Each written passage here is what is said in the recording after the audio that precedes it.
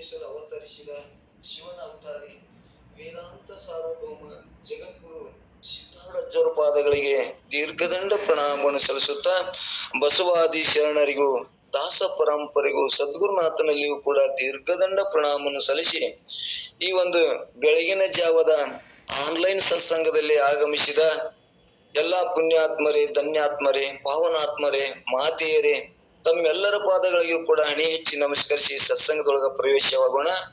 ಇಲ್ಲಿ ಶ್ರೀಮನ್ ನಿರ್ಜೀವನರಿಂದ ವಿರಚಿತವಾದ ಈ ಕೈವಲ್ಯ ಪದ್ಧತಿ ಎಂಬ ಶ್ರೇಷ್ಠವಾದ ಗ್ರಂಥವನ್ನ ಸರಳವಾದ ಟೀಕಾ ತಾತ್ಪರ್ಯವನ್ನ 3 ಸ್ಥಳಕ್ಕೆ ಶಿವಕಾರುಣ್ಯ, ಜೀವ ಮತ್ತು ನೀತಿ ಕ್ರಿಯಾ ಸ್ಥಳಕ್ಕೆ ಬರೆದಂತ ಚಿಕ್ಕರಾಮಾರೂಢರಲ್ಲಿಯೂ ಕೂಡ ನಮಿಸಿ ಈ ಒಂದು ಕೈವಲ್ಯ ಪದ್ಧತಿಯ ಒಳಗ ನೀತಿ ಕ್ರಿಯಾಸ್ಥದೊಳಗ ಮೊದಲನೇ ಪದ್ಯವನ್ನ ನಾವು ನೀವು ಚರ್ಚೆ ಮುಖಾಂತರ ಒಬ್ರಿಗೊಬ್ರು ಹೇಳ್ಕೋತ ಅನುಭವ ಮಾಡ್ಕೋತ ಬಂದಿವಿ. ಇಲ್ಲಿ ಆ ನೀತಿ ಕ್ರಿಯಾಸ್ಥಳ ಮೊದಲನೇ ಪದ್ಯ 22 ಚರಣಗಳನ್ನು ಒಳಗೊಂಡು ಎಲ್ಲ ಒಂದೊಂದು ವಿಷಯವನ್ನ ನಮಗ ಅದ್ರೊಳಗೆ ಎಲ್ಲ ಜ್ಞಾನವನ್ನೇ ತುಂಬಿಕೊಂಡಾರ. ಅಲ್ಲಿ ನೀತಿ ಉಳ್ಳವನು ಆಗಬೇಕು ಮತ್ತು ಇಲ್ಲಿ ಏನ ಆ ವಿಚಾರವನ್ನ ತಿಳಿಯುವುದರಿಂದ ಅಜ್ಞಾನವೂ ಹೋಗ್ತದ. ಗುರುವಿನ ಸ್ಮರಣ ಮಾಡುವುದರಿಂದ ಗುರು ಮುಖಾಂತರ ಅಭ್ಯಾಸ ಮಾಡುವುದಕ್ಕಿಂತ ಮತ್ತೊಂದು ಈ ಲೋಕದೊಳಗೆ ಯಾವ ಹಿತ ಇಲ್ಲ, ಅವನ ವಾಣಿಯೇ ಅಮೃತ ಅನ್ನುವಂಥದ್ದನ್ನ ಎಲ್ಲವೂ ಯಾವ ಶ್ರೇಷ್ಠತೆ ಅದಾವು ಅದ್ರ ಎಲ್ಲ ಸ್ಪಷ್ಟತೆ ಮಾಡ್ಕೊಂಡು ಬಂದಾರ. ಶ್ರೀ ಗುರು ವಚನದಿಂದ ಅಧಿಕ ಸುದೆಯುಂಟೆ, ಮತ್ತೊಂದು ಯಾವುದು ಸುದೆ ಅದಕ್ಕಿಲ್ಲ.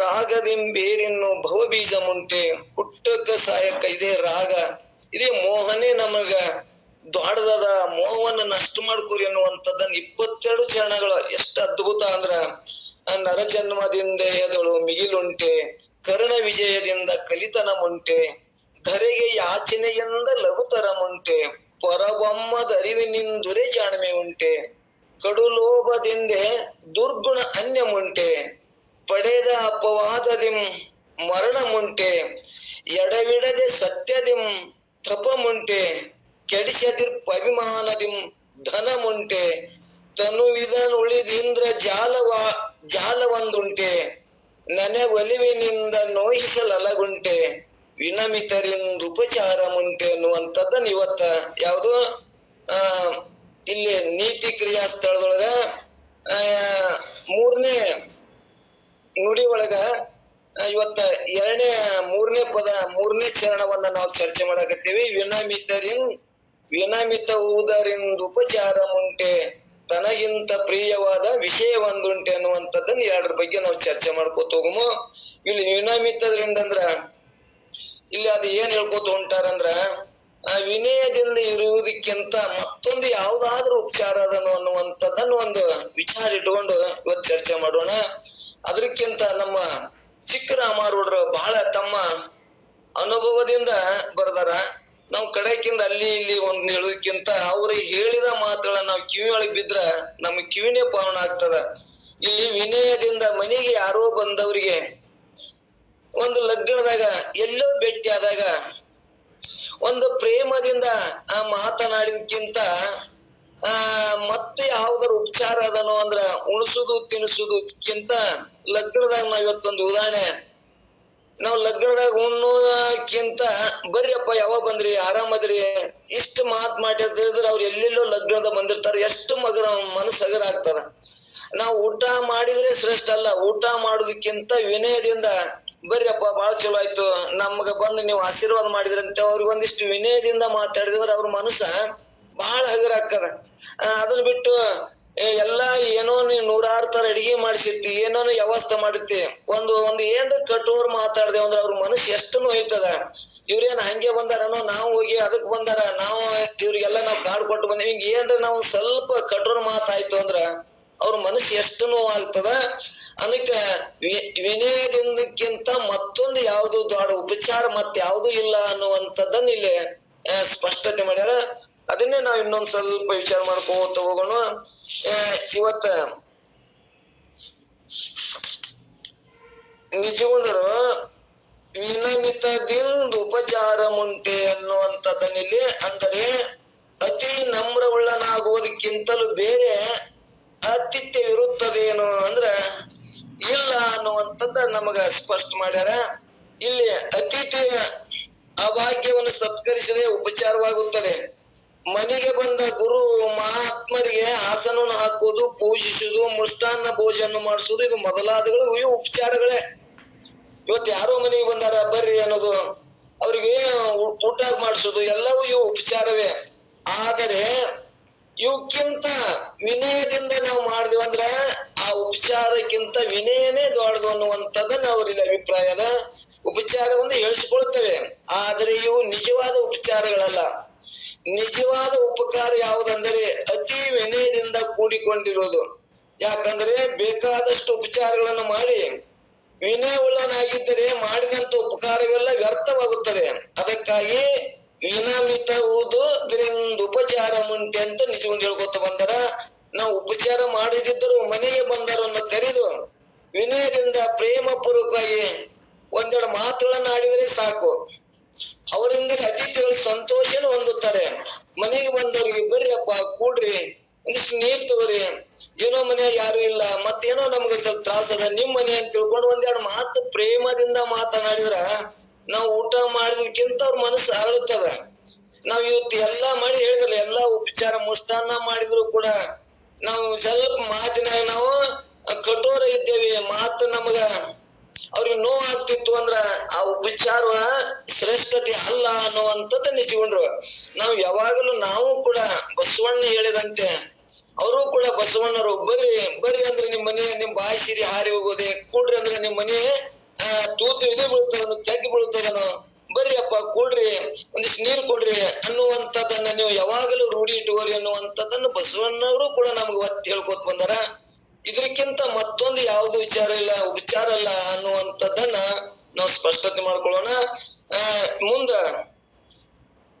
ನಾವು ಎಷ್ಟೋ ಉಪಚಾರವನ್ನು ಮಾಡಿ ಮೇಲೆ ಅಹಂಕಾರದಿಂದ ಕೂಡಿಕೊಂಡು ಒಂದು ಕಠೋರ ಭಾಷೆಯನ್ನು ಮಾಡಿದರೆ ಮಾಡಿದಂತ ಉಪಚಾರವೆಲ್ಲ ವ್ಯರ್ಥವಾಗುತ್ತದೆ. ಇದನ್ನ ನಮ್ಗೆಲ್ಲರಿಗೂ ಗೊತ್ತ. ಲಗ್ನ ಕಾಲದಲ್ಲಿ ರಕ್ಷತೆಕವಾಗಿ ನೋಡಲಿಕ್ಕೆ ಅಕ್ಷತ್ಯಾಗಕ್ಕ ನೋಡಲಿಕ್ಕೆ ಸಿಗುತ್ತದೆ. ಆದ್ರೆ ಹೇಗಂದ್ರೆ ಲಗ್ನ ಮಾಡುವ ಸಮಯದಲ್ಲಿ ಬೀಗರು ಬಂದಿರ್ತಾರೆ, ಅವರಿಗೆ ಇಳಿದುಕೊಳ್ಳಲಿಕ್ಕೆ ಉತ್ತಮ ಸ್ಥಳವನ್ನು ಕೊಟ್ಟಿರ್ತಾರೆ. ಇದಲ್ಲದೆ ವೇಳೆ ವೇಳೆಗೆ ಮೃಷ್ಟಾನ್ನ ಭೋಜನವನ್ನು ಮಾಡಿಸಿರ್ತಾರೆ. ಇಷ್ಟು ಮಾಡಿ ಸ್ವಲ್ಪ ಬಿರುಸು ಮಾತನಾಡಿದರೆ ಮಾಡಿದ ಉಪಕಾರವೆಲ್ಲ ಹೊರಟು ಹೋಗುತ್ತದೆ. ಆಗ ಬೀಗರು ನಾವೇನು ನಿಮ್ಮ ಮನೆಗೆ ಅನ್ನಕ್ಕಾದೆ ಬಂದಿದ್ದೇವೇನು ಎಂದು ಮಾತನಾಡುವ ಸಿಡ್ಕೊಂಡು ಬಿಡುತ್ತಾರೆ. ಒಂದ್ ಜರ ನಾವು ಕಠೋರ ಮಾಡಿದ್ರ ಮಾತನಾಡಿದ್ರ ಎಷ್ಟೋ ಬೀಗರು ಕೂಡ ನಾವು ಲಗ್ನ ನೋಡಿವಿ. ನಾವು ಒಬ್ರು ಯಾರೋ ಇರ್ತಾರ, ಕಠೋರವಾದ ಮಾತನಾಡಿ ಬಿಟ್ರಂದ್ರ ಅವ್ರು ಎಷ್ಟೋ ಮಂದಿ ಊಟ ಮಾಡ್ಲಾರ ಇರ್ತಾರ, ಊಟ ಶಟ್ಕೊಂಡು ಹೋಗ್ತಾರ. ಇವತ್ತು ನಾವು ಮೊದಲು ಲಗ್ನ ನೋಡ್ತಿದ್ದೇವೆ, ಆದ್ರ ಈಗಿಲ್ಲ. ಆದ್ರೆ ಯಾಕಿಲ್ಲ ಅಂದ್ರೆ ಈಗ ಎಲ್ಲರೂ ವಿನಯದಿಂದನೇ ಈಗ ಇರ್ತಾರ ಅನ್ನುವಂಥದ್ದನ್ನ ಇಲ್ಲಿದ್ರ ತಾತ್ಪರ್ಯ. ಅವಾಗ ಒಬ್ಬರು ಕಠೋರವಾಗಿ ಮಾತನಾಡಿದ್ರ ಅಷ್ಟೆಲ್ಲಾ ಮಾಡಿ ಖರ್ಚು ಮಾಡಿ ಶಟ್ಕೊಂಡು ಹೋಗೋದ್ರಿಂದ ನಮಗೆ ಅದು ಎಷ್ಟು ಮನಸ್ಸಿಗೆ ನೋವು ಹಾಕಿತ್ತು. ಹಂಗ ವಿನಯದಿಂದ ನಿಮ್ ಬಹುಷ್ಠಾನಕ್ಕಿಂತ ನೋಡ್ರಪ್ಪ ಇಲ್ಲ ಏನೋ ಅನಾನುಕೂಲ ಆಗ್ಯದ, ಕ್ಷಮ ಇರಲಿ ಅಂತ ವಿನಯದಿಂದ ನಾವು ಮಾತಾಡ್ತಿದ್ದೇವ ಅಂದ್ರ ಅವ್ರಿಗೂ ಕೂಡ ಕರಿಗೆ ಏನ್ ಮಾಡ್ತಾರ, ಹೊಂದಾಣಿಕೆ ಮಾಡ್ಕೊಂಡು ಇರ್ಲಿಕ್ಕೂ ಕೂಡ ಪ್ರೇಮದಿಂದ ಹೊಂದಾಣಿಕೆ ಮಾಡಿ ಮದುವೆ ಮಾಡುವಂತ ನಾವು ಇವತ್ತ ನೋಡ್ತೇವೆ. ಇವತ್ತು ಎಷ್ಟೇ ಖರ್ಚು ಮಾಡಿರ್ತಾರ, ಎಷ್ಟೇ ಉಪಚಾರ ಮಾಡಿರ್ತಾರ, ಒಂದೊಂದು ಕಠೋರ ಮಾತುಗಳಿಂದ ಅವ್ರ ಮನಸ್ಸಿಗೆ ಎಷ್ಟು ನೋವು ಆಗ್ತದ, ಬಿಟ್ಟು ಹೋಗ್ತಾರ, ಸೆಟ್ಕೊಂಡು ಹೋಗ್ತಾರ, ಊಟ ಬಿಟ್ಟು ಹೋಗ್ತಾರ, ಅದನ್ನೂ ನೋಡಿವಿ. ಅದಕ್ಕೆ ಇಲ್ಲಿ ನಾವು ಯಾವುದನ್ನ ರೂಢಿಸಿ ಹೋಗ್ಬೇಕು, ಯಾವುದು ನಮ್ಮಲ್ಲಿ ಸ್ಪಷ್ಟತೆ ಇರ್ಬೇಕಂದ್ರ ವಿನಯದಿಂದ ಇರುವುದರಿಂದ. ಇದಕ್ಕಿಂತ ಮತ್ತು ಅಂದ್ರ ಬರ್ರಿ ಉಣ್ರಿ ಕುಂದ್ರಿ ಆರಾಮದ್ರಿ ಎಲ್ಲ ಮಾತ ಏನ್ ನಮ್ ಮೈಸಿರಿನ ಹಾರಿ ಹೋಗುದಿಲ್ಲ, ನಮ್ ಜಾಗನೂ ತೆಗಿ ಬೀಳುದಿಲ್ಲ.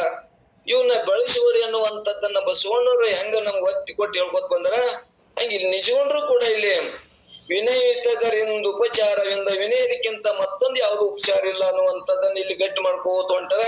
ವಿನಯ ಪೂರ್ವಕವಾಗಿ ನಮಗೆ ಅನುಕೂಲವಾಗದಾಗ ಬರ್ರಿ ನಾವು ಬಡವರದೇವಿ ಎಲ್ಲವೂ ನಿಮ್ಮದೇ ಇರುತ್ತದ ಅಂತ ಮಾತನಾಡಿದ್ರ ಅವ್ರು ಎಂತ ನಾವ್ ಇವತ್ತು ಊಟ ಕೊಡ್ಲಿಕ್ಕೂ ಕೂಡ ಸಮಾಧಾನದಿಂದ ಹೋಗ್ತಾರ ಅನ್ನುವಂಥದ್ದನ್ನ ಇಲ್ಲಿ ಎಷ್ಟೇ ನಾವು ಊಟ ಕೊಟ್ಟೇವಿ, ಉಪಚಾರ ಮಾಡಿ ಚಲೋ ರೂಮ್ ಕೊಟ್ಟೇವಿ, ಒಂದು ಕಠೋರ ಮಾತು ಮಾಡಿದ್ರೆ ಹೆಂಗ್ ಬಿಟ್ಟು ಹೋಗ್ತಾರ. ಇಲ್ಲಿ ನಾವು ಏನು ಉಪಚಾರ ಊಟದ ಏನು ವ್ಯವಸ್ಥೆ ಮಾಡಿಲ್ಲ, ಅದೇ ಒಂದೆರಡು ಮಾತು ಬರ್ರಿ ಅಪ್ಪ ಚಲೋ ಆಯ್ತು ಬಂದು ಕುಂದ್ರಿ, ಒಂದಿಷ್ಟು ನೀರ್ ಕುಡ್ರಿ, ಏನೋ ನಿಮ್ ಮನೆ ಅಂತ ತಿಳ್ಕೊರಿ, ನಮಗ ಸ್ವಲ್ಪ ಅನಾನುಕೂಲ ಆಗ್ಯದ ಅಂತ ಇಷ್ಟೇ ನಾವು ವಿನಯದಿಂದ ಮಾತಾಡಿದ್ರ ಅವ್ರದ್ದು ಕೂಡ ಮನಸ್ಸು ಅರಳಿ ಏನಾಗ್ತದ, ಪ್ರೇಮದಿಂದ ಮದುವೆ ಆಗ್ತಾವ್, ಕಾರಣ ಆಗ್ತಾವ್, ಪ್ರೇಮದಿಂದ ಇರ್ತೇವೆ ಅನ್ನುವಂಥದ್ದನ್ನ ನಮ್ಮೆಲ್ಲರಿಗೂ ಗುರ್ತದ. ವಿನಯ ಉಳ್ಳವನಾಗುವುದರಿಂದ ಮೃದುವಾದ ಭಾಷಣ ಬಾಯಿಂದ ಹೊರಡುತ್ತದೆ. ತಲೆಯು ನಮಸ್ಕಾರಕ್ಕೆ ಬಾಗುತ್ತದೆ. ಕೈಗಳು ಯಾರನ್ನು ಕಂಡರೂ ಜೋಡಿಸುತ್ತದೆ. ಅಹಂಕಾರ ಉಳ್ಳವನಾದರೆ ಬಾಯಿಯಿಂದ ಕಠೋರ ಭಾಷೆಗಳನ್ನು ಹೊಂದುತ್ತವೆ. ತಲೆ ಬಾಗುವುದೇ ಇಲ್ಲ, ಕೈಗಳು ಸಹ ಹಿಂದಕ್ಕೆ ಸೆಟೆಯುತ್ತವೆ, ಕೂಡುವುದಿಲ್ಲ. ಈ ರೀತಿಯಿಂದ ಮನುಷ್ಯನು ಇರಲಿರ್ತಕ್ಕ ಅಹಂಕಾರದಿಂದ ಕೆಟ್ಟು ಹೋದನು. ಯಾರು? ರಾವಣನು ಅಹಂಕಾರದಿಂದ ಕೆಟ್ಟು ಹೋದನು. ವಿಭೂಷಣನು ವಿನಯದಿಂದ ಉಳಿದು ಪ್ರಸಿದ್ಧಿಯನ್ನು ಹೊಂದಿದನು. ಅಹಂಕಾರದಿಂದ ಕೂಡಿದ್ದು ಉಳಿಯುವುದಿಲ್ಲ, ವಿನಯದಿಂದ ಕೂಡಿದ್ದು ಉಳಿಯುತ್ತದೆ. ಇದಕ್ಕೆ ದೃಷ್ಟಾಂತವೇನೆಂದರೆ, ನದಿಯ ಜೇಕು ನದಿ ದಂಡಿ ಜೇಕ್ ಇರ್ತದ, ನದಿಯ ಜೇಕು ಬೆಳೆದಿರುತ್ತದೆ. ನದಿಯ ತುಂಬಾ ಬಂದಾಗ ಜೇಕು ವಿನಯದಿಂದ ಬಾಗುತ್ತದೆ. ಅದರಿಂದ ನದಿ ಸೆಳವಿಗೆ ಸಿಕ್ಕು ಹೋಗದೆ ಹಾಗೆ ಉಳಿಯುತ್ತದೆ. ಅದೇ ನದಿ ದಂಡೆಯಲ್ಲಿ ಒಂದು ಜಾಲಿ ಮರ ಬೆಳೆದಿರುತ್ತದೆ, ಅದು ನದಿ ಬಂದಾಗ ಸೆಟೆದು ನಿಂತಿರುತ್ತದೆ. ಅದರಿಂದ ಅದನ್ನ ಕಿತ್ತುಕೊಂಡು ಹೋಗ್ತದ ಅನ್ನುವಂಥದ್ದನ್ನು ಹೊಳಿ ನಾವು ನೋಡ್ತೇವೆ. ಆ ಕಾರಣದಿಂದ ಮನುಷ್ಯನು ಅಹಂಕಾರನುಳ್ಳವನಾಗಿದ್ದರೆ ಅಹಂಕಾರಿಯಾಗದೆ ವಿನಯ ಉಳ್ಳವನಾಗಬೇಕು ಅನ್ನುವಂಥದ್ದನ್ನ ಒಂದು ಜೇಕಿನ ದೃಷ್ಟಾಂತ ಕೊಟ್ರು. ಜೇಕ್ ಏನ್ ಮಾಡ್ತದ, ಆ ಮಳಿ ಬಂದಾಗ ವಿನಯದಿಂದ ಬಾಗ್ತದ, ಅದ್ರ ಮ್ಯಾಗ ಹಾಯ್ದು ಆದ್ರೂ ಕೂಡ ಜೇಕಿ ಏನು ಆಗುದಿಲ್ಲ. ಅದೇ ಒಂದು ಜಾಲಿ ಮರ ಸೆಟೆದು ನಿಂತಿರ್ತದ, ಆ ನದಿ ಏನ್ ಮಾಡ್ತದಂದ್ರ ಕೊಚ್ಚಿಕೊಂಡು ಕಿತ್ತುಕೊಂಡು ಹೋಗ್ತದ ಅನ್ನುವಂಥದ್ದನ್ನ ಇಲ್ಲಿ ಹೇಳ್ಕೊಂಡಾರ. ಅಂದ್ರೆ ಇಲ್ಲಿ ನಾವು ವಿನಯದಿಂದಿದ್ರ ನಮಗೇನು ಬಾಧ ಆಗುದಿಲ್ಲ.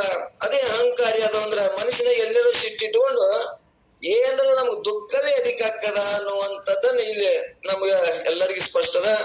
ನಮ್ದು ಓಂ ನಮಃ ಶಿವಾಯ ಗ್ರೂಪ ನಮ್ಮ ಅಧ್ಯಕ್ಷರ ಮೊದಲು ಮಾಡಿಕೊಂಡು ಎಲ್ಲರೂ ಕೂಡ ವಿನಯದಿಂದ ನಮಸ್ಕಾರಪ್ಪ, ನಿಮ್ ಪಾದಕ್ಕೆ ಶರಣಾರ್ಥಿ. ಒಂದು ವಿನಯದಿಂದ ನಾವು ಮಾತನಾಡುವುದರಿಂದಲೇ ನಮ್ಮ ಸತ್ಸಂಗ ಅಷ್ಟು ನಾವು ಜ್ಞಾನವನ್ನು ಹೇಳಲಿಕ್ಕತ್ತೆ ಇತ್ತು. ಒಂದು ವಿನಯದಿಂದ ಇರುವುದರಿಂದ ನಮ್ ಗ್ರೂಪ್ 4-5 ವರ್ಷ ಆಗಿ ಬೆಳೆದು ಬಂದದ ಅನ್ನುವಂಥದ್ದನ್ನ ಅದೇ ಒಂದು ಕಾರಣ.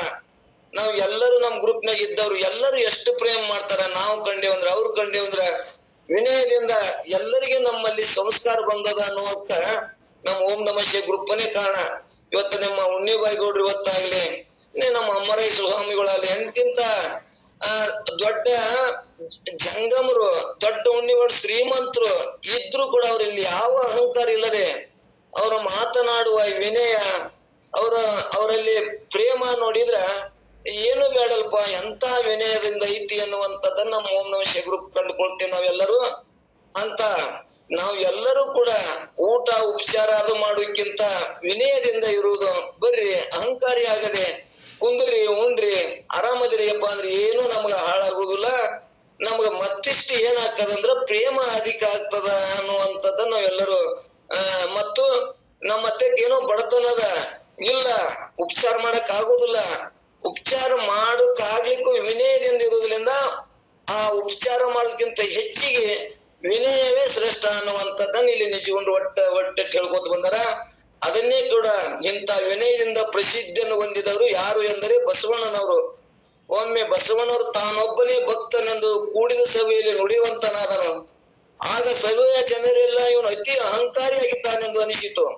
ಯಾವಾಗ ಪ್ರಭುದೇವರು ಇವರೆಲ್ಲರೂ ಯಾರು ಎಂದು ಕೇಳುತ್ತಿರಲು, ಇವರೆಲ್ಲರೂ ಶಿವಸ್ವರೂಪಿಗಳು, ಇವರ ಸೇವೆಯನ್ನ ಮಾಡತಕ್ಕಂಥ ನಾನು ಒಬ್ಬನೇ ಭಕ್ತನೆಂದು ನುಡಿದನು. ಬಸವಣ್ಣನು ಕೂಡ ಇವರೆಲ್ಲರೂ ಏನಪ್ಪಾ ಅಂದ್ರ ಶಿವಸ್ವರೂಪಿಗಳ, ನಾನು ಒಬ್ಬನೇ ಭಕ್ತ ಅನ್ನುವಂಥದ್ದನ್ನ ಅಲ್ಲಿ ತೋರಿಸಿಕೊಟ್ಟ ವಿನಯದಿಂದ. ಅಲ್ಲಿ ಬಸವಣ್ಣ ಇದ್ದ ಸಂಬಂಧ ಇವತ್ತ ಬಸವಣ್ಣರ ಇತಿಹಾಸ ಇರುತ್ತಾನ, ಇವತ್ತು ನಾವು ಎಲ್ಲರೂ ಜಗತ್ತಿ ಇರುತ್ತಾನ. ಅವರು ಆ ವಿನಯದ ಪಾಠವನ್ನು ನಾವು ಕಲಿಬೇಕಾಗ್ತದ. ಅಂತ ಪಾಠವನ್ನು ಕಲಿಸಿದಂತ ಬಸವಣ್ಣವರು ಅಮರವಾಗಿ ಉಳಿದಾರ ಅನ್ನುವಂಥದ್ದನ್ನ ನಾವು ಕಾಣ್ಕೋತೀವಿ. ಅದನ್ನ ಆಗ ಬಸವಣ್ಣನು ಅತಿ ಅಹಂಕಾರಿಯಾಗಿದ್ದಾನೆ ಎಂದು ತಿಳಿದುಕೊಂಡು ಸಭೆ ಜನರೆಲ್ಲ ನಾಚಿ ತಲೆಬಾಗಿರುವಂತರಾದ್ರು.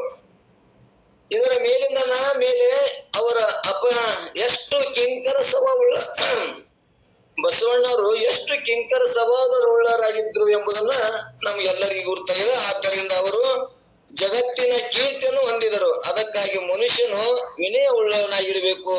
ಮಾತಿನಾಗೂ ಕೂಡ ಮತ್ತೊಬ್ಬರಿಗೆ ನೋವಾಗಿರಬಾರ್ದು. ಯಾರಿಗೋ ಏನೋ ಮಾತಾಡಿ ಮತ್ತೊಬ್ಬರಿಗೆ ನೋವಾಗಂಗ್ ಮಾತಾಡ್ದೇವಂದ್ರ ಅದು ಅವ್ರ ಮನಸ್ಸು ನೊಂದಿತ್ತು ಅಂದ್ರ ನಮಗ್ ಪಾಪ ಆಕ್ಕದ. ಅದಕ್ಕೆ ವಿನಯದಿಂದ ಇದ್ದೇವಂದ್ರ ವಿನಯದಿಂದ ಬರ್ರಿಯಪ್ಪ, ನಮಸ್ಕಾರಿಯಪ್ಪ, ನೀವ್ ದೊಡ್ಡವರು ನಾವ್ ಸಣ್ಣವ್ರು ಅನ್ನುವಂತ ಬಸವಣ್ಣವ್ರ ಹಂಗ ಭಾವ ಬೆಳೆಸ್ಕೊಂಡೇವಂದ್ರ ನಮ್ಮದು ಕೂಡ ಕೀರ್ತಿಯಾಗಿನೂ ಉಳಿತದ, ನಮ್ಮ ಅಂತಃಕರಣನು ಶುದ್ಧ ಆಗ್ತದ, ಕ್ರೋಧ ಭಾವನೂ ನಮ್ಮಲ್ಲಿ ಬರುದಿಲ್ಲ. ಕ್ರೋಧ ಭಾವ ಬತ್ತು ಅಂದ್ರ ನಮ್ಮನ್ನು ಸುಡ್ತದ, ಮೊದಲು ನಮ್ಮನ್ನು ಸುಟ್ಟು ಇನ್ನೊಬ್ಬರು ಸುಡ್ತದ. ಅದಕ್ಕ ಈ ಆಸ್ಪದ ಕೊಡದೆ ವಿನಯದಿಂದ ನಾವ್ ಎಲ್ಲರೂ ಬದುಕೋಣ ಅನ್ನುವಂಥದ್ದನ್ನ ನಿಜಗೊಂಡ್ರು. ಅವ ಹೇಳಿಲ್ಲ, ಈಗನು ಕೂಡ ನಮಗ ಈಗ ಈಗ ಹೇಳಕತ್ತಾರ ಅವ್ರು. ನಾವು ತಿಳ್ಕೊಬೇಕು, ನಾವು ಕೂಡ ವಿನಯದಿಂದ ಇದ್ದೇವಪ್ಪ ಅಂದ್ರ ಉಪಚಾರ ನಮ್ ದುಡ್ಡ ಯಾವ ಇರ್ಲಿಕ್ಕೂ ಕೂಡ ಜನ ನಮ್ಮನ್ನ ಏನ್ ಮಾಡ್ತಾರ, ವಿನಯದಿಂದ ಇರುವುದರಿಂದ ನಮ್ಮನ್ನೇ ಪ್ರೀತಿಸ್ತಾರ ಅನ್ನುವಂಥದ್ದನ್ನ ಇಲ್ಲಿ ಹೇಳುವಂತ ತಾತ್ಪರ್ಯದ. ಅದಕ್ಕೆ ಎಲ್ಲದಕ್ಕಿಂತ ಯಾವುದು ಶ್ರೇಷ್ಠ ಅಂದ್ರ ಇಲ್ಲಿ ವಿನಯವೆನ್ನೋದೇ ಶ್ರೇಷ್ಠ ಅನ್ನುವಂಥದ್ದನ್ನ, ಉಪಚಾರದಕ್ಕಿಂತ ಊಟ ಉಪಚಾರ ನೀವು ಒಡವೆ ಏನೇ ಕೊಡ್ತೀಗ ಅನ್ನಕ್ಕಿಂತ ಒಂದು ಮಾತಂದ್ರ ಅದು ಎಲ್ಲಾನು ನಮಗ ಹೊರಟು ಹೋಗ್ತದ. ಆದ್ರೆ ವಿನಯದಿಂದ ಇದ್ದಿದ್ದು ನಮಗ್ ಅಮರವಾಗಿ ಉಳಿತದ ಅನ್ನುವಂಥದ್ದನ್ನ ಇಲ್ಲಿ ನಿಜಗೊಂಡು ತತ್ವ ತಿಳ್ಕೋತ ಬಂದಾರ. ಮತ್ತೆ ಇನ್ನೊಂದು ಮಾತನ್ನ ಹೇಳ್ತಾರಂದ್ರ, ತನಗಿಂತ ಪ್ರಿಯವಾದ ವಿಷಯ ಒಂದುಂಟೆ. ಇವತ್ತು ಯಾವುದು ಪ್ರೇಮ ಅಂದ್ರ ತಾನೇ ಪ್ರಿಯ, ತಾನಂದ್ರ ಆತ್ಮನೇ ಪ್ರಿಯ ಅನ್ನುವಂಥದ್ದನ್ನ ಇಲ್ಲಿ ಹೇಳ್ಕೋತ ಹೋಗ್ತಾರ. ತನಗಿಂತ ಮತ್ತೊಂದು ಯಾವ್ದಾರ ಪ್ರಿಯ ಅದನ ಅಂದ್ರೆ ಇಲ್ಲ ಅನ್ನುವಂಥದ್ದನ್ನ ಅವ್ರು ಸ್ಪಷ್ಟ ಮಾಡ್ಯಾರ. ಮತ್ತ ನನಗೆ ಹೆಣತ್ ಪ್ರಿಯ ಅದಾಳಲ್ರಿ, ಮಕ್ಕಳು ಪ್ರಿಯರದಾರ, ನನಗ್ ದೇಹ ಪ್ರಿಯ ಅದಾವು, ಇಂದ್ರಿಯಗಳ ಪ್ರಿಯ ಅದಾವು, ಏನೇನೋ ನಮ್ಗೆಲ್ಲಾ ಪ್ರಿಯ ಆಗಿ ತೋರ್ಯಾವಲ್ಲ, ನೀವ್ ಹೆಂಗಿಲ್ಲ ಅಂತೀರಿ ಅಂದ್ರ ಇವು ಎಲ್ಲಾ ಹೆಂಗದಪ್ಪ ಅಂದ್ರ ನಿನ್ನ ಅಜ್ಞಾನದಾಗ ಇವು ಪ್ರಿಯ ಆಗಿ ತೋರ್ಯಾವ. ನಿಜವಾಗಿ ವಿಚಾರ ಮಾಡಿದಿರು ಯಾವ ಪ್ರಿಯ ಅಲ್ಲ, ಎಲ್ಲದಕ್ಕಿಂತ ಪ್ರಿಯ ನೀನೇ ಅದಿ ಅನ್ನುವಂಥದ್ದನ್ನ ಇದನ್ನ ನಮಗ ನಿಜಗೊಂಡು ಬಾಯಿಲಿಂದಾನೆ ಕೇಳೋಣ. ಎಷ್ಟ್ ಚಂದ ಹೇಳ್ಕೊತ ಹೋಗ್ಯಾರ ಚಿಕ್ಕರಾಮಾರೂರು. ಅಂದರೆ ತನಗಿಂತಲೂ ಪ್ರೇಮಕ್ಕೆ ಪಾತ್ರವಾದ ವಿಷಯವು ಜಗತ್ತಿನಲ್ಲಿ ಯಾವುದು ಇಲ್ಲ ಅನ್ನುವಂಥದ್ದನ್ನ ಇಲ್ಲಿ ಹೇಳ್ಕೊತ ಹೊಂಟಾರ. ತನಗಿಂತ ಪ್ರಿಯವಾದ ಯಾವುದೋ ಒಂದು ವಿಷಯನೇ ಇಲ್ಲ, ತಾನೇ ಪ್ರಿಯ ಅನ್ನುವಂಥದ್ದನ್ನ ಇಲ್ಲಿ ಹೆಂಡರು, ಮಕ್ಕಳು, ದನ, ಕನಕ, ಹೊಲ, ಮನಿ ಏನದಾವು ಎಲ್ಲಾ ಮೊದಲಾದಗಳು ಪ್ರೇಮಕ್ಕೆ ಪಾತ್ರವಾಗಿರ್ತಾವು. ಆದರೆ ಅವುಗಳ ಮಾಡತಕ್ಕ ಪ್ರೇಮ ಅವುಗಳ ವಿಷಯಕ್ಕಾಗಿ ಅಲ್ಲ, ತನ್ನ ಉದ್ದೇಶಕ್ಕಾಗಿ ಅವುಗಳಲ್ಲಿ ಪ್ರೇಮ ಮಾಡುತ್ತಾನೆ. ಇವತ್ತು ನಾವೆಲ್ಲ ಹೆಂಡತಿನ ಪ್ರೀತಿ ಮಾಡ್ತೀವಿ, ಮಕ್ಕಳು ಪ್ರೀತಿ ಮಾಡ್ತೀವಿ. ಯಾಕೆ ಮಾಡ್ತೀವಿ ಅಂದ್ರೆ ತನ್ನ ಸಂಬಂಧ ಮಾಡ್ತಾನ. ಯಾಕ ತಾನೇ ಪ್ರಿಯ ಅದನ, ತಾನು ಪ್ರಿಯ ಇದ್ದ ಸಂಬಂಧ ತನ್ನ ಅನುಕೂಲಕ್ಕಾಗಿ ಇವ್ರನ್ನ ಪ್ರೇಮ ಮಾಡ್ತಾನ. ಹೊರತಾರ್ಥ ಅವ್ರ ಮ್ಯಾಗ ಪ್ರೇಮ ಇಲ್ಲ ಅನ್ನುವಂಥದ್ದನ್ನ ಇಲ್ಲಿ ನಮ್ಗ ನಿಜಗೊಂಡು ಸ್ಪಷ್ಟ ಮಾಡ್ಕೋತ ಬಂದಾರ. ಆತ್ಮನಸ್ತೋ ಕಾರ್ಯಂ ಸರ್ವಂ ಪ್ರಿಯ ಭವತೆ. ಇಲ್ಲಿ ಏನ್ ಪ್ರಮಾಣ ಇರ್ತದಂದ್ರ ಗಂಡನು ಹೆಂಡತಿ ಮೇಲೆ ಪ್ರೇಮ ಮಾಡುತ್ತಾನೆ. ಆ ಮಾಡತಕ್ಕ ಪ್ರೇಮ ಹೆಂಡತಿ ಉದ್ದೇಶಕ್ಕಾಗಿ ಅಲ್ಲ, ತನ್ನ ಉದ್ದೇಶಕ್ಕಾಗಿ ಹೆಂಡತಿ ಮೇಲೆ ಪ್ರೇಮ ಮಾಡುತ್ತಾನೆ. ಹೆಂಡತಿಯು ಗಂಡನ ಮೇಲೆ ಪ್ರೇಮ ಮಾಡುತ್ತಾಳೆ. ಈ ಮಾಡತಕ್ಕ ಪ್ರೇಮವು ಗಂಡನ ಉದ್ದೇಶಕ್ಕಾಗಿ ಅಲ್ಲ, ತನ್ನ ಉದ್ದೇಶಕ್ಕಾಗಿ ಗಂಡನ ಮೇಲೆ ಪ್ರೇಮ ಮಾಡುತ್ತಾಳೆ. ಗಂಡನು ಹೆಂಡತಿ ಮೇಲೆ ಪ್ರೇಮ ಮಾಡುತ್ತಾನೆ. ಹೆಂಡತಿಯು ಗಂಡನ ಮೇಲೆ ಮಾಡತಕ್ಕ ಪ್ರೇಮವು ಅಮುಖ್ಯವಾಗಿರುತ್ತದೆ. ತಮ್ಮ ಮೇಲೆ ಮಾಡತಕ್ಕ ಪ್ರೇಮವೇ ಮುಖ್ಯವಾಗಿರುತ್ತದೆ. ತಮ್ಮ ಪ್ರೇಮಕ್ಕಾಗಿ ಅಲ್ಲ, ಪ್ರೇಮಕ್ಕೆ ಪಾತ್ರರಾಗಿ ತೋರುತ್ತವೆ. ನಿಜವಾಗಿ ಅವುಗಳಲ್ಲಿ ಪ್ರೇಮವಿಲ್ಲ. ಇದಕ್ಕೆ ಒಂದು ಪಂಚದಶಿಯಲ್ಲಿ ಒಂದು ದೃಷ್ಟಾಂತ ಕೊಟ್ಟಾರ. ಏನು ದೃಷ್ಟಾಂತ ಕೊಟ್ಟಾರಂದ್ರೆ, ಒಬ್ಬನೊಬ್ಬ ಪುರುಷನು ಮುಖ ಕ್ಷಾರ ಮಾಡಿಸ್ಕೊಳ್ಳಕ 2-3 ದಿವಸಗಳಾಗಿದ್ದವು. ಅಂದ್ರೆ ಒಂದ್ ದೃಷ್ಟಾಂತ ಏನ್ ಕೊಡ್ತಾರ ಅಂದ್ರ, ಒಬ್ಬ ಮನುಷ್ಯ ಕಷ್ಟ ಮಾಡ್ಕೊಂಡು 2-3 ದಿವಸ ಆಗಿತ್ತು. ಆವಾಗ ಏನಾಯ್ತು ಅಂದ್ರ ಅವನ ಮುಖ ಬಿರುಸಾಗಿ ಸಣ್ಣ ಕೂದಲಿದ್ದು, ಒಂದು ಏನೋ ಕೂಸ ಮೊಮ್ಮಗ ಏನೋ ಕೂಸ ಕೈಯ ಸಿಕ್ಕಾಗ ಆ ಕೂಸಿಗೆ ಏನ್ ಮಾಡ್ತಾನವ, ಮುದ್ದು ಕೊಡಕ್ಕಾಗಿ ಅವ ಏನ್ ಮಾಡ್ತಾನ, ಹುಡುಗನ ಬಾಯಿ ತುತ್ತ ಹಚ್ಚಿದಾಗ ಆ ಹುಡುಗ ಚಿಟ್ಟನೆ ಚೀರ್ತದ. ಯಾಕ ಗಡ್ಡ ಹುಡುಗನಿಗ ಚುಚ್ಚಿ ಆ ಹುಡುಗ ಅಳ್ತದ. ಆ ಹುಡುಗ ಅಳ್ತ್ರೂ ಕೂಡ ಬಿಡುದಿಲ್ಲ. ಆದ್ರೆ ಅವನ ಪ್ರೇಮ ಆ ಮಗುವಿನ ಮ್ಯಾಗ ಅದೇನೋ ತನ್ನ ಮ್ಯಾಗ ಅದೋ. ತನ್ನ ಪ್ರೇಮಕ್ಕಾಗಿ ಹುಡುಗ ಹತ್ರೂ ಕೂಡ, ಕೂಸ ಹತ್ರೂ ಕೂಡ ಹೆಂಗಲ್ಲಿ ಮುದ್ದು ಕೊಡ್ತಾನ, ಅದರಂತೆ ಇಲ್ಲಿ ಮಗುವಿನ ಮುದ್ದು ಕೊಡ್ತಾನೆ. ಹಾಗೆ ಮುಖದ ಮೇಲಿನ ಕೂದಲು ಮೃದುವಾಗಿ ಮಗುವಿನ ಮುಖಕ್ಕೆ ಚುಚ್ಚುವುದರಿಂದ ಮಗು ಅಳುತ್ತದೆ, ಆದರೂ ಅವನು ಬಿಡುವುದಿಲ್ಲ. ಆ ಮುದ್ದು ಯಾರ ಸಲುವಾಗಿ ಕೊಡುತ್ತಾನೆ? ತನ್ನ ಸಲುವಾಗಿ, ಮಗುವಿನ ಸಲುವಾಗಿ ಅಲ್ಲ. ಮಗುವಿನ ಉದ್ದೇಶಕ್ಕಾಗಿದ್ದರೆ ಚಿಟ್ಟ ಚಿಡನೆ ಚಿರುತ್ತದೆ, ಆಗ ಬಿಡಬೇಕಾಗಿತ್ತು, ಬಿಡುವುದಿಲ್ಲ. ಆದ್ದರಿಂದ ಪ್ರೇಮ ಮಗುವಿನ ಉದ್ದೇಶಕ್ಕಾಗಿ ಅಲ್ಲ. ಆ ಕಾರಣದಿಂದ ತನಗಿಂತ ಪ್ರಿಯವಾದ ವಿಷಯ ಒಂದುಂಟೆ ಅಂತ ತಿಳ್ಕೊತ ಬಂದರ. ಇನ್ನು ಅನೇಕ ರೀತಿಯಿಂದ ತಾನೇ ಪ್ರಿಯ ಹೆಂಗ ಅನ್ನುವಂಥದ್ದು ಇನ್ನೊಂದು ದೃಷ್ಟಾಂತ ಕತ್ತಿ ಕೊಟ್ಟು ಹೇಳ್ಕೊತ ಹೋಗ್ತಾರ. ಮನುಷ್ಯನು ತನ್ನ ಮಗನ ಮೇಲೆ ಪ್ರೇಮ ಮಾಡುತ್ತಾನೆ, ಮಗನ ಸಂಗಡ ಬರತಕ್ಕ ಮಗನ ಮಿತ್ರನ ಮೇಲೂ ಪ್ರೇಮ ಮಾಡುತ್ತಾನೆ. ಇವತ್ತ ಮಗನ ಗೆಳೆಯನನ್ನು ಬಾರಪ್ಪ ಉಣ್ರಿ ತಿಂಡಿ ಅಂತಾನ. ಯಾಕತ್ತಾನಂದ್ರ ಯಾರ ಮ್ಯಾಗ ಪ್ರಿಯ ಅದನ? ತನ್ನ ಮಗನ ಮ್ಯಾಗ ಪ್ರಿಯ ಅದನ. ಮಗನ ಉದ್ದೇಶಕ್ಕಾಗಿ ಆ ಮಗನ ಗೆಳೆಯನನ್ನು ಪ್ರೀತಿಸ್ತಾನ. ಆದ್ರ ಗೆಳೆಯನ ಪ್ರೀತಿಸ್ಬೇಕಾದ್ರ ಯಾಕೆ ಮಾಡ್ತಾನ? ತನ್ನ ಮಗನ ಸಂಬಂಧ ಅವನ್ ಪ್ರೀತಿ ಮಾಡ್ತಾನ. ಮಗ ಇರ್ಲಿಕ್ಕಂದ್ರ ಅವನ್ ಪ್ರೀತಿ ಮಾಡ್ತಾನ ಅಂದ್ರೆ ಇಲ್ಲ ಅನ್ನುವಂಥದ್ದನ್ನ ದೃಷ್ಟಾಂತ ಕೊಟ್ಟು ಗೊತ್ತ. ಮಗನ ಮಿತ್ರನ ಮೇಲೆ ಮಾಡತಕ್ಕ ಪ್ರೇಮವು ಮಗನ ಮಿತ್ರನ ಸಲುವಾಗಿ ಅಲ್ಲ, ಮಗನ ಸಲುವಾಗಿ, ತನ್ನ ಸಲುವಾಗಿ ಈ ರೀತಿ ತನ್ನ ಮೇಲಿನ ಅಧಿಕ ಪ್ರೇಮ ಉಳ್ಳವನಾಗುತ್ತಾನೆ. ಹೇಗಂದರೆ ಮಗನ ಮಿತ್ರನ ಮೇಲೆ ಮಾಡತಕ್ಕ ಪ್ರೇಮವು ಪ್ರಿಯವೆಂದು ಹೇಳಿಸಿಕೊಳ್ಳುತ್ತದೆ. ಮಗನ ಮೇಲಿನ ಮಾಡತಕ್ಕ ಪ್ರೇಮವು ಇಹತೆಂದು ಹೇಳಿಸಿಕೊಳ್ಳುತ್ತದೆ. ತನ್ನ ಮೇಲೆ ಮಾಡತಕ್ಕ ಪ್ರೇಮವು ಪ್ರಿಯತಮ ಎಂದು ಹೇಳಿಸಿಕೊಳ್ಳುತ್ತದೆ. ಪ್ರಿಯಕ್ಕಿಂತಲೂ ಪ್ರಿಯತರೇ ಶ್ರೇಷ್ಠವಾಗಿರುತ್ತಾರೆ, ಪ್ರಿಯತರಕ್ಕಿಂತಲೂ ಪ್ರಿಯತಮೆ ಶ್ರೇಷ್ಠರಾಗುತ್ತದೆ. ಈ ರೀತಿ ಅತ್ಯಧಿಕವಾದ ಪ್ರೇಮವು ತನ್ನಲ್ಲೇ ಇರುತ್ತದೆ ಎನ್ನುವಂಥದ್ದನ್ನ ಹೇಳ್ಕೊತ ಹೊಂಟದ. ಇದನ್ನ ವಿಚಾರ ಮಾಡಿದ್ರೆ ನಿಜಗೊಂಡ್ರು ಕೂಡ ಎಲ್ಲವನ್ನ ಆರೈದು ನೋಡಲೆಂದು ಎನಿಸಿದ ನೇಯ ಎಲ್ಲಿ ಇರುವುದು? ತನ್ನಲ್ಲಿ ಎನ್ನುವಂಥದ್ದನ್ನ ನಿಜಗೊಂಡ್ರು ಕೂಡ ಜ್ಞಾನ ಪ್ರತಿಪಾದನೆ ಹೇಳ್ಕೊತ ಬಂದಾರ. ಎಲ್ಲವನ್ನ ಆರೈದು ನೋಡಲಿ, ಎಲ್ಲವನ್ನ ವಿಚಾರ ಮಾಡ್ಕೋತ ಯಾವ್ದ್ರ ಮ್ಯಾಲ ಪ್ರೇಮ ಅದ ಅಂದ್ರ ತನ್ನಲ್ಲೇ ಪ್ರೇಮ ಅದ ಅನ್ನುವಂಥದ್ದನ್ನ ಇದಕ್ಕೊಂದು ದೃಷ್ಟಾಂತ ಕೊಟ್ಟು ಹೇಳ್ಕೊತ ಹೋಗ್ತಾರ. ಎಲ್ಲವನ್ನ ಆರೈದು ನೋಡಲು ಇಲ್ಲಿ ಎನಿಸಿದ ನೇಯ ಎಲ್ಲಿ ಎನಿಸುವುದು? ತನ್ನಲ್ಲಿ ಹೋದ್ರೆ ಸುಖ ಅನ್ನುವಂಥದ್ದನ್ನ ಹೇಳ್ಯಾರ. ಅಂದರೆ ಎಲ್ಲಾ ವಿಷಯಗಳು ವಿಚಾರ ಮಾಡಿದ್ರೆ ಮುಖ್ಯ ಪ್ರೇಮವು ಎಲ್ಲಿರುತ್ತದೆ? ತನ್ನಲ್ಲೇ, ಬೇರೆ ಎಲ್ಲಿಯೂ ಇರುವುದಿಲ್ಲವೆಂದು ಜ್ಞಾನ ಪ್ರತಿಪಾದನಾ ಸ್ಥಳದಲ್ಲಿಯೂ ಕೂಡ ಹೇಳಿರ್ತಾರೆ. ಇದೇ ಅರ್ಥವನ್ನು ಪಂಚದಶಿಕಾರರು ಸಹ ಹೇಳಿರ್ತಾರೆ. ಏನೆಂದರೆ ಇತ್ತು ಪ್ರಿಯ ಪುತ್ರ ಪಿಂಡತ್ರ ಇಂದ್ರಿಯ ಚರಂ ಪ್ರಾಣಂ ಆತ್ಮ ಪರಂ ಪ್ರಿಯ. ಇಲ್ಲೇ ವಿತ್ ಅಂದ್ರೆ ದುಡ್ಡಿನ ಮ್ಯಾಗ ಪ್ರಿಯ, ದುಡ್ಡಿನಕ್ಕಿಂತ ಮಗನ ಮ್ಯಾಗ ಪ್ರಿಯ, ಮಗನಕ್ಕಿಂತಲೂ ತನ್ನ ಇಂದ್ರಿಯಗಳ ಮ್ಯಾಗ ಪ್ರಿಯ, ಇಂದ್ರಿಯಗಳಕ್ಕಿಂತಲೂ ಪ್ರಾಣ ಮ್ಯಾಗ ಪ್ರಿಯ, ಪ್ರಾಣದಕ್ಕಿಂತಲೂ ತನ್ನ ಮ್ಯಾಗ ಪ್ರಿಯ ಅನ್ನುವಂಥದ್ದನ್ನ ಇದಕ್ಕೊಂದು ದೃಷ್ಟಾಂತ ಕೊಟ್ಟು ಹೇಳ್ಕೋತ ಹೋಗ್ತಾರ. ಅಂದರೆ ಧನದಿಂದ ಮನುಷ್ಯನಿಗೆ ಸಕಲ ಭೋಗ ಪದಾರ್ಥಗಳು ಪ್ರಾಪ್ತವಾಗುತ್ತವೆ. ಆದ್ರಿಂದ ಮನುಷ್ಯನು ಧನದ ಮೇಲೆ ಪ್ರೇಮ, ಧನ ಅಂದ್ರೆ ಹಣದ ಮೇಲೆ ಪ್ರೇಮ ಮಾಡುತ್ತಾನೆ. ಧನದಕ್ಕಿಂತಲೂ ಪುತ್ರನ ಮೇಲೆ ಅಧಿಕ ಪ್ರೇಮ ಮಾಡುತ್ತಾನೆ. ಹೇಗೆಂದರೆ ಪುತ್ರನು ರೋಗಾನಿಷ್ಠನಾಗಿದ್ದರೆ ಬೇಕಾದಷ್ಟು ಧನವನ್ನು ಖರ್ಚು ಮಾಡಿ ನೆಟ್ಟಗೆ ಮಾಡಿಸುತ್ತಾನೆ. ಆದ್ದರಿಂದ ದ್ರವ್ಯಕ್ಕಿಂತಲೂ ಪುತ್ರನ ಜಾಸ್ತಿ ಪ್ರೇಮ ಇರುತ್ತದೆ. ಪುತ್ರನಿಗಿಂತಲೂ ತನ್ನ ಶರೀರ ಮೇಲೆ ಅಧಿಕ ಪ್ರೇಮ ಮಾಡುತ್ತಾನೆ. ಹೇಗೆಂದರೆ ಪುತ್ರನು ತನಗೆ ಅನುಕೂಲವಾಗಿ ಎಲ್ಲಿವರೆಗೆ ಇರುತ್ತಾನೋ ಅಲ್ಲಿವರೆಗೆ ಅವನ ಮೇಲೆ ಪ್ರೇಮ ಮಾಡುತ್ತಾನೆ. ಪ್ರತಿಕೂಲವಾದರೆ ಮನೆ ಬಿಟ್ಟು ಹೊರಗೆ ಹಾಕಿ ಅವನ ಮೇಲೆ ದ್ವೇಷ ಮಾಡುತ್ತಾನೆ. ಇದರ ಮೇಲಿಂದ ನೋಡಿದರೆ ಪುತ್ರನಿಗಿಂತಲೂ ತನ್ನ ದೇಹದಲ್ಲಿ ಹೆಚ್ಚು ಪ್ರೇಮ ಮಾಡುತ್ತಾನೆ ಎಂಬ ಮಾತು ಸಿದ್ಧವಾಗುತ್ತದೆ. ಇನ್ನು ತನ್ನ ದೇಹದಲ್ಲಿ ಇರತಕ್ಕ ಪ್ರೇಮಕ್ಕಿಂತಲೂ ಹೆಚ್ಚಿನ ಪ್ರೇಮ ಇಂದ್ರಿಯಗಳಿಗೆ ಮಾಡುತ್ತಾನ ಅಂತ ಹೇಳ್ಕೊತ ಬಂದ್ರ. ಯಾಕಂದ್ರೆ ಯಾರಾದ್ರೂ ಹೊಡೆಯಲಿಕ್ಕೆ ಬಂದರೆ ತನ್ನ ಇಂದ್ರಿಯಗಳನ್ನು ಕೊಡದೆ ಬೆನ್ನು ಮಾತ್ರ ಕೊಡುತ್ತಾನೆ, ಇಂದ್ರಿಯಗಳನ್ನು ರಕ್ಷಿಸುತ್ತಾನೆ. ಇದರ ಮೇಲಿಂದ ಇಂದ್ರಿಯಗಳಲ್ಲಿ ಅಧಿಕ ಪ್ರೇಮ ಉಳ್ಳಾಗ ಏನಂತ ಅರ್ಥ ಆಯ್ತು? ಮೊದಲ ಅವಾಗ ದೇಹದ ಮ್ಯಾಲ ಪ್ರೇಮ ಇತ್ತು.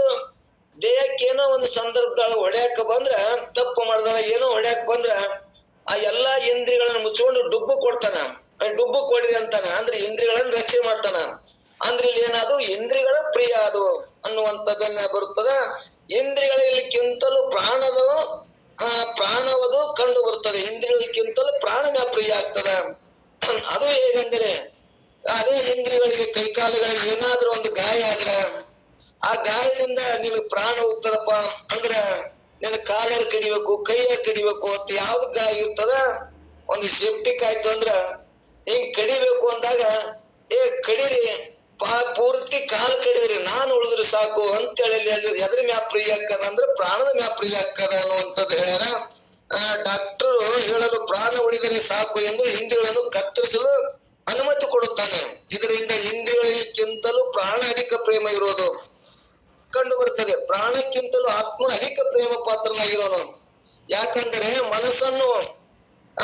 ಮನುಷ್ಯನು ಹೊಟ್ಟಿ ಕಡಿತ ಮೊದಲಾದ ಅವನು ಸಹ ಮಾಡಿಕೊಳ್ಳಲು ಬಾರದ ಭಯಂಕರ ರೋಗಗಳು ಕೂಡಿದ್ದರೆ, ಅದೇ ಮನುಷ್ಯನಿಗೆ ಒಂದೇನೋ ಹೊಟ್ಟೆ ಕಡಿತಿತ್ತು ಅಂದ್ರೆ ಭಯಂಕರ ನೋವು ಹಾಕಿತ್ತು ಅಂದ್ರೆ ಅವ ಅಂತಾನ, ಈ ಯಾವಾಗ ಪ್ರಾಣ ಹೋಗಿತ್ತಪ್ಪ, ಪ್ರಾಣ ಹೋಗಿದ್ರೆ ನಾ ಆರಾಮಿರ್ತೀನಿ ಅನ್ನುವಂಥದ್ದನ್ನು ನಾವು ನೋಡ್ತೇವೆ. ಎಷ್ಟೋ ಮಂದಿ ವಿಷ ಕೊಡ್ತಾರ, ಏನೇನು ಉರ್ಲಾಕೊಂಡು ಸಾಯ್ತಾರ ಅಂದ್ರೆ ಏನು, ಆ ಪ್ರಾಣ ಅವ್ರಿಗೆ ಏನಾಗ್ತದ, ಸಾಣದಾಗ್ತದ. ಪ್ರಾಣದಕ್ಕಿಂತ ಇನ್ನೊಂದು ನಾ ಅವಾಗ ತಣ್ಣಗಿರ್ತೀನಿ ನೋಡಿ, ಪ್ರಾಣವಾದ್ರೆ ನಾ ಆರಾಮಿರ್ತೀನಿ ಅಂತ ಒಂದೇನೋ ಮರ್ಯಾದೆ ಆದ ಕಾಲಕ್ಕ, ಒಂದೇನೋ ಹೊಟ್ಟೆ ಕಡಿತ ರೋಗ ಆದಾಗ ನಾ ಯಾವಾಗ ಹೋಗ್ಯಾನಪ್ಪ, ಯಾವಾಗ ತಣ್ಣಗಿದ್ದೇನೋ, ಈ ತಾಪವನ್ನು ಹೆಂಗ ತಾಳ್ಕೊಳ್ಳಿ ಅನ್ನುವಂಥದ್ದನ್ನ ಇವತ್ತು ಹೊರಗೆ ದೃಷ್ಟಾಂತದ ನೋಡ್ತೇವೆ.